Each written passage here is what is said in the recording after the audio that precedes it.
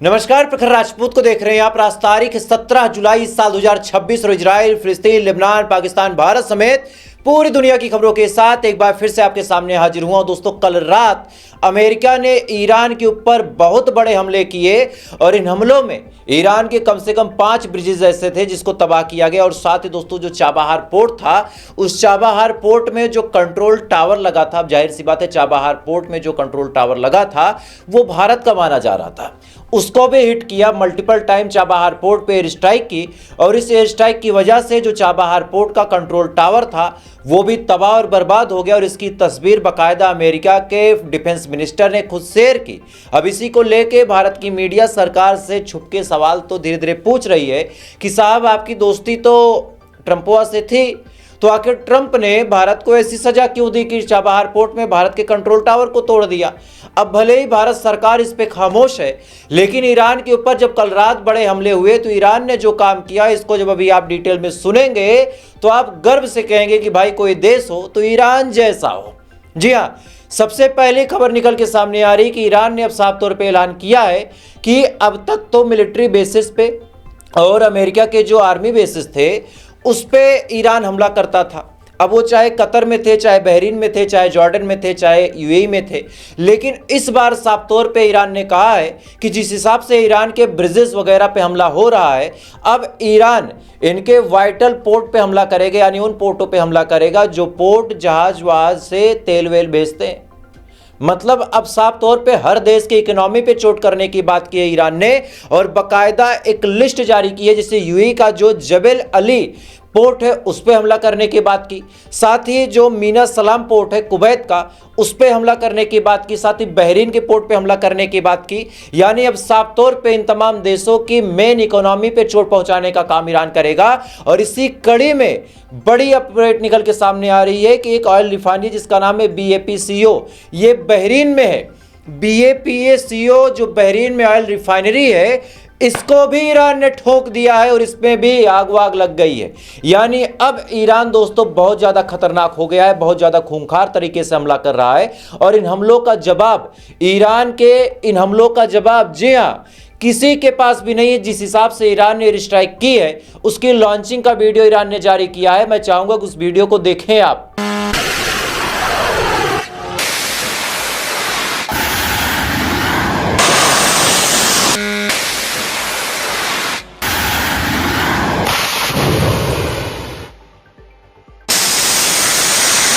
इस वीडियो में आप साफ तौर पे दोस्तों देख सकते हैं कि ईरान ने किस हिसाब से मिसाइलें और ड्रोन लॉन्च किए।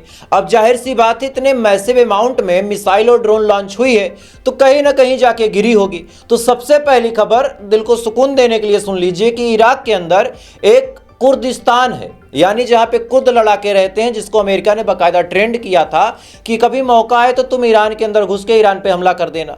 खबर ये निकल के सामने आ रही है कि कुर्दिस्तान के ऊपर ईरान ने एयर स्ट्राइक की है और वहां पे 8 जो अलगाववादी लोग हैं जो ईरान के खिलाफ जहर उगलते हैं वो हलाक हो गए।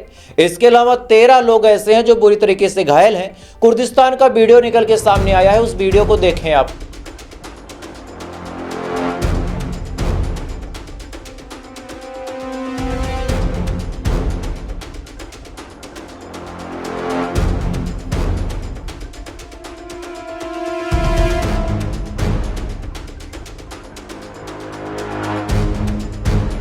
इस वीडियो में आप साफ तौर पे देख सकते हैं कि किस हिसाब से कुर्दिस्तान के ऊपर ईरान ने बड़ा हमला किया। और इसी दौरान दोस्तों बड़ी अपडेट निकल के सामने आ रही है और ईरान ने दावा किया है कि सीरिया के अंदर एक अमेरिका का एयरबेस है। पहली मर्तबा दोस्तों ऐसा हुआ है कि सीरिया को भी ईरान ने ठोक दिया है। जी हाँ, सीरिया के अंदर दरअसल अमेरिका का एक एयरबेस जिसका नाम अल-तनफ है, उस अल-तनफ एयरबेस को निशाना बना के ईरान ने बड़ा हमला किया। और रिपोर्ट ये दावा कर रही है कि इस हमले में कई सारे अमेरिकी सैनिक मारे गए हैं। इसके अलावा इस अल-तनफ एयरबेस पे कई सारे हेलीकॉप्टर वगैरह खड़े थे, उनको भी फूंक दिया। और इसके अलावा बहुत भारी तादाद में नुकसान हुआ है, चूंकि अल-तनफ एयरबेस पे रडार सिस्टम भी मौजूद था। इसके अलावा अपाचे हेलीकॉप्टर भी मौजूद थे, अमेरिकन सोल्जर भी मौजूद थे और इन सबको एक ही हमले में ईरान ने खत्म कर दिया। खैर, इसी दौरान दोस्तों स्ट्रेट ऑफ हार्मोज में अभी भी अमेरिका और ईरान एक दूसरे को पीछे ढकेलने पे लगे हुए हैं। अमेरिका ने क्या किया कि ईरान के एक जहाज को सीज कर लिया। सीज करके इस खुशी में कि भाई साहब अब हम ईरान की कमर तोड़ देंगे। अमेरिका जश्न मनाने लगा, लेकिन इसी दौरान रिपोर्ट निकल के सामने आई कि ईरान ने एक जहाज को ठोक दिया।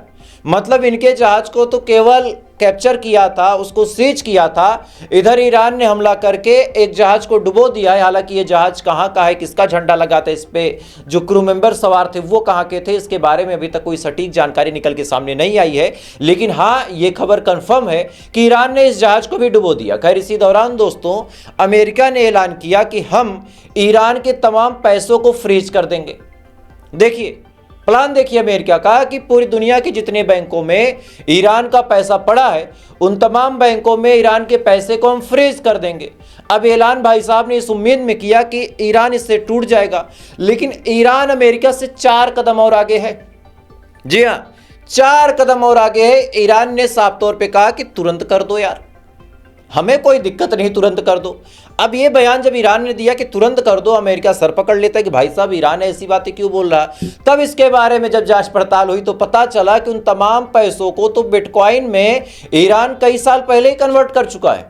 यानी जो पैसे पड़े हैं वो केवल कागज हैं, मतलब नोटबंदी के बाद के कागज हैं, ऐसा आप समझिए। अब उनकी कोई मार्केट वैल्यू नहीं है और इस वजह से ईरान यहां पे अमेरिका को गच्चा दे रहा है। खैर, इधर कई सारे अंधभक्त टाइप के लोग हैं जो ये खुश होते हैं कि ईरान पे अमेरिका हमला कर रहा। अब इन भक्तों के पास इस वीडियो को आप थोड़ा सा शेयर कर दीजिएगा। 2 बातें आपको बता रहा हूं। पहला, चाबाहार पोर्ट भारत ने बनवाया और उसके कंट्रोल टावर पे कैसे हमला किया गया इसके बारे में ऑलरेडी मैंने आपको बता दिया। अब दूसरी बात सुनिए, अमेरिका के सीनेट मेंबरों ने एक बिल पास कर दिया है, 60 से ज्यादा लोगों ने वोट दिया है और कहा है कि जो देश रशिया से तेल लेते हैं उनके ऊपर 100% टैरिफ लगा दिया जाए। अब उन देशों में से एक तो चाइना है जो कि सच में अमेरिका का दुश्मन है, दूसरा नॉर्थ कोरिया है जो अमेरिका का दुश्मन है, और तीसरा भारत है जो कि मोदी साहब का बड़ा उधर का नाता बड़ा अच्छा है। क्या बोलूँ, शब्द नहीं मिल रहे हैं, मतलब भाई भाई वाला साथ है। लेकिन इसके बावजूद भी अमेरिका के 60 सीनेट मेंबरों ने भारत के ऊपर 100% टैरिफ लगाने के लिए बिल पास कर दिया। अब आने वाले टाइम में भारत पे 100% टैरिफ लगेगा। लेकिन अंधभक्तों की ऐसी मंडली हमारे देश में रहती है कि भाई साहब कुछ भी हो जाए, बस मुसलमान अगर कहीं खुश हो रहा है तो उसकी खुशी में हम गमजदा हो लेंगे, और अगर कहीं वो दुखी है तो उसको देख के हम कलेजे पे सुकून डाल लेंगे, बस इतना सा मामला है। खैर, इसी दौरान दोस्तों ईरान के हवाले से ये ऐलान किया गया है कि आज के बाद पूरे अरब में अगर कहीं भी गोल्फ साइट है, कहीं भी अमेरिका रिलेटेड होटल है या फिर कोई और चीज़ है, यानी हर वो लग्जरी चीज़ इसमें अमेरिका ने भर भर के पैसा लगाया है, हर उस चीज़ को ईरान ठोकेगा। ये ऐलान ईरान ने साफ तौर पे कर दिया। और इसी दौरान दोस्तों सबसे ताजुब की बात ये है कि अब ईरान के हुतीस प्रॉक्सीज ने तैयारी शुरू कर दी है बद्र अल मंडेब को बंद करने की। और ये कहा जा रहा है कि अगर बद्र अल मंडेब बंद हो गया तो अभी जो एक बैरल का दाम $89 है, ये $200 तक पहुंच जाएगा। तो आप सोच के देखिए कि भारत में तेल क्या रेट मिलेगा। मतलब अभी शुद्ध पेट्रोल 170 है, जो लोग कह रहे हैं कि शुद्ध पेट्रोल 170 है, तो आने वाले टाइम में ये कीमत 3 गुना 4 गुना भी बढ़ सकती है। चूंकि वजह भी सरकार को बड़ी अच्छी मिल जाएगी कि भाई साहब उधर जंग चल रही है, स्टेट ऑफ हार्मोज, बब अल मंडेब बंद है, तो ऐसे हाल में हम तेल नहीं दे पाएंगे सस्ते में। खैर, इसी दौरान दोस्तों पाकिस्तान के हवाले से बड़ी अपडेट निकल के सामने आ रही कि पाकिस्तान में बलूचिस्तान के अंदर एक बस के अंदर बैठ के पाकिस्तान के फौजी कहीं जा रहे थे। इसी दौरान जो बलूचिस्तान लिबरेशन आर्मी है उसने उस बस पे हमला कर दिया और अब तक रिपोर्ट निकल के सामने आई है कि इस हमले में 45 पाकिस्तानी जवानों ने अपनी जान गंवा दी। अब जाहिर सी बात है, पाकिस्तान की जो आर्मी है वो बलूचिस्तान लिबरेशन आर्मी को आतंकवादी संगठन मानती है। अच्छा, ताजुब की बात आप सुनिए कि जो बलूचिस्तान लिबरेशन आर्मी है वो पाकिस्तान की आर्मी को आतंकवादी संगठन मानती है। यानी वैसे तो देखा जाए तो ये लड़ाई उनकी अपनी इंटरनल है, लेकिन यहां से एक बात पता चलती है कि जो पाकिस्तान पूरी दुनिया में मीडिएटर बना घूम रहा है, आज उसकी अपनी स्थिति बड़ी गड़बड़ है। मीडिएटर तब अच्छा लगता है कोई देश अगर बने जब उसके अंदर की स्थिति शांत हो, वहाँ पे उसके जो लोग हैं उसकी सरकार से खुश हैं, वहाँ की जो आर्मी है पूरी देश की जनता जो है सम्मान करती हो, तब ऐसे हाल में अगर कोई काम होता है तब अच्छा लगता है। लेकिन खुद के कच्छे फटे हैं, लेकिन सामने वाले की शेरवानी में बटन टाकने जाना है। यही तो कर रहा पाकिस्तान की, खुद का कच्छा फटा है लेकिन सामने वाली की शेरवानी में भाई साहब को बटन टाकना है। अब ऐसे हाल में इनका मजाक नहीं बनेगा तो क्या बनेगा। आप सोचिए, भारतीय आर्मी का एक जवान ट्रेन में बैठ के पूरे भारत में कहीं से कहीं तक जा सकता है, कोई भी कंकड़ नहीं फेंकता, और यहाँ बस में बैठ के 40-40 जा रहे हैं, बलूचिस्तान लिबरेशन आर्मी वाले उड़ा दे रहे हैं। तो ऐसे हाल में क्या कहा जाए। खैर, तो फिलहाल दोस्तों अभी के लिए बस इतना ही। बाकी थोड़ी देर बाद ईरान की तमाम जबरदस्त अपडेट के साथ आपके सामने हाजिर हो जाऊंगा। इस वजह से अगर आप चैनल पर नए हैं तो वीडियो को लाइक करके, चैनल को सब्सक्राइब करके अपना प्यार जरूर दीजिएगा। बाकी थोड़ी देर बाद फिर मिलते हैं। ऊपर वाला आपकी हिफाजत करे।